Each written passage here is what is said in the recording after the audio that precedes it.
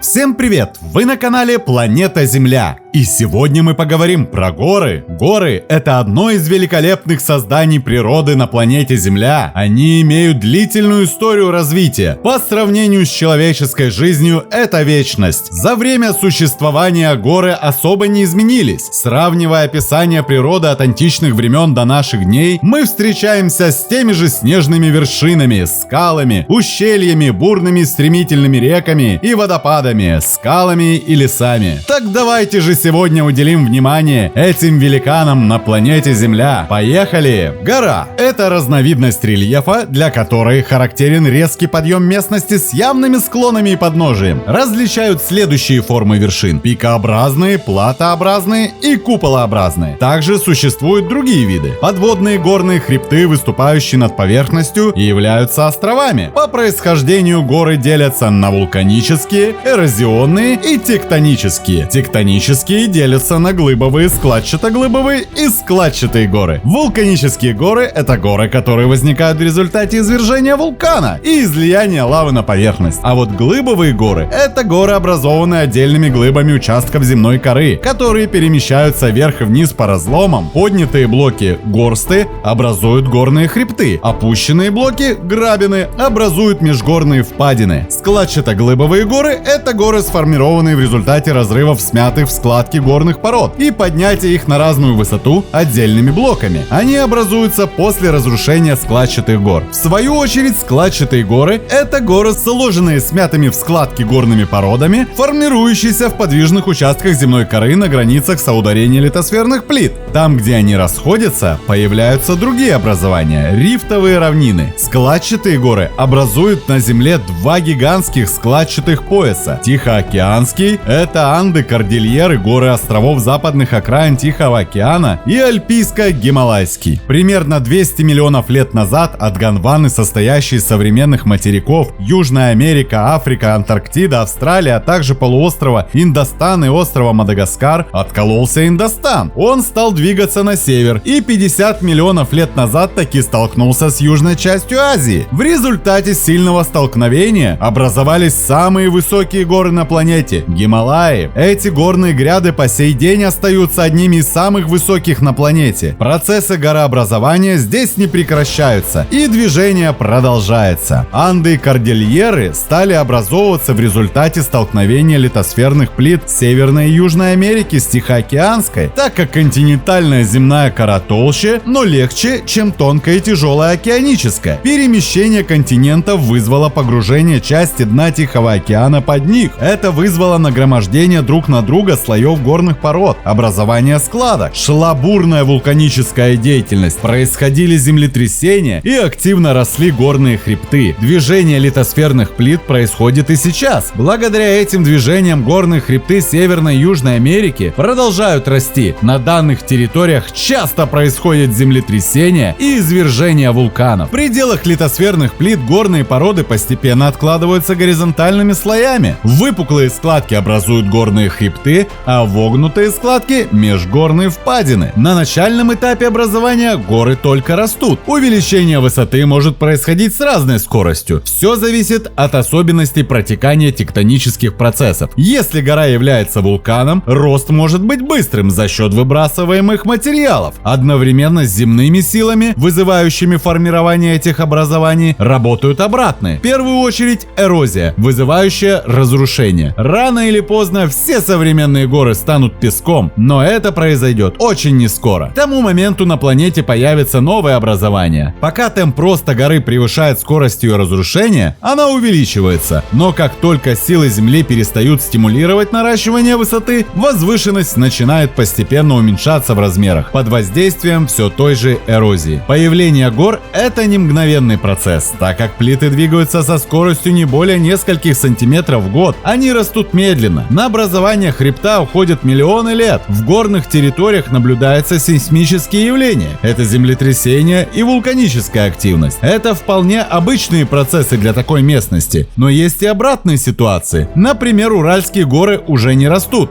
Они, напротив, постепенно уменьшаются в размерах, становятся все более пологими. Ветер, воздействие воды, перепады температур провоцируют их постепенное разрушение. В связи с этим горы и делятся по возрасту на молодые и старые. Также горы возникают в результате размытия территорий стремительными водными потоками. После многолетнего промывания почвы на территории образуются горы или каньоны. Еще горы есть на дне океанов. Плиты земной коры бывают материковыми и океаническими. Последние обладают значительно меньшей толщиной, но процессы при их движении происходят те же самые. Под покровом океана возвышается Срединно-Атлантический хребет. Множество других горных образований, имеющих высоту до нескольких тысяч метров. В горах, особенно высоких, встречаются большое количество видов микрорельефа, не характерных для равнинных участков земной поверхности. К элементам горного микрорельефа относят холмы, хребты, лощины, седловины, котловины, вершины, подножья, склоны, перевалы, долины, гребни, ледники и морены. А самая высокая гора в мире – это Эверест, она же Джомолунгма. Расположена на Гималайской горной гряде в Южной Азии, проходящей через 5 стран. Эверест находится на границе Китая и Непала. Самая высокая точка – 8848 метров. Однако ученые до сих пор не могут прийти к общему мнению относительно этих показателей, поскольку гора постоянно растет и перемещается. Возраст превышает 60 миллионов лет. Из-за сейсмической активности высота с каждым годом увеличивается на сантиметр. Но оказывается, на нашей планете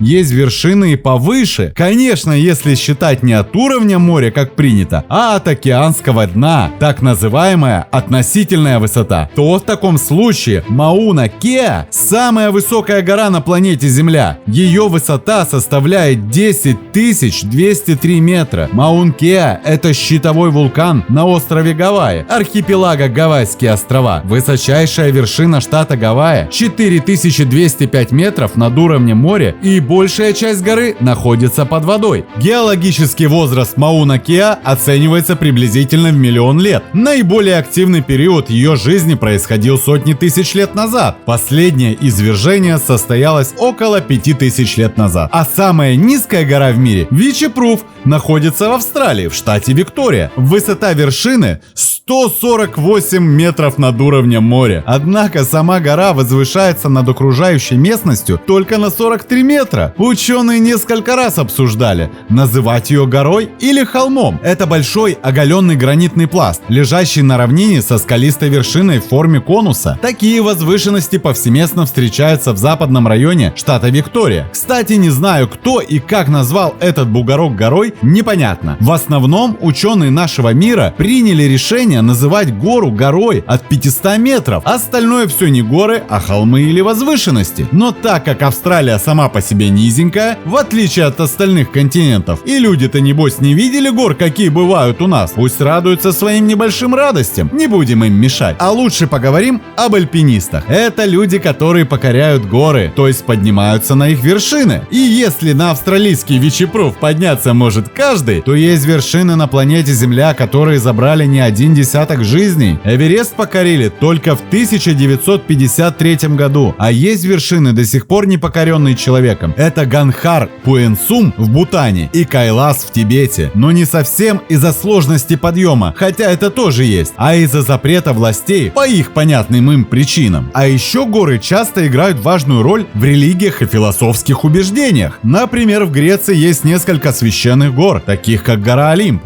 которая считается домом богов. В японской культуре вулкан Фудзи также считается священным, и ежегодно на него поднимаются десятки тысяч японцев, и не только японцев. Также гора Кайлас, о которой говорилось ранее, в тибетском автономном районе Китая, считается священной в 4 религиях – индуизме, бон-буддизме и джайнизме. Гималайский пик Нанда-Деви связан с индуистской богиней Нанду и Сунанда, и альпинисты не допускаются туда с 1983 года. А гора Арарат, которая находится в Турции, священная гора, так как считают, что это место приземления Ноевого ковчега. А также Арарат считается едва ли не самым известным символом Армении. А почему нет? Находится она прямо-таки на границе Турции и Армении, что не мешает видеть этот стратовулкан по обе стороны границы. Горы влекут человека своей красотой и величием. Древние, как сама вечность, прекрасные, загадочные, завораживающие разум и сердца. Они не оставляют равнодушным ни одного человека. Захватывающие дух виды горных вершин, покрытых никогда не тающим снегом, склоны, поросшие лесом, высокогорные луга тянут к себе. А тем, кто еще не был в горах,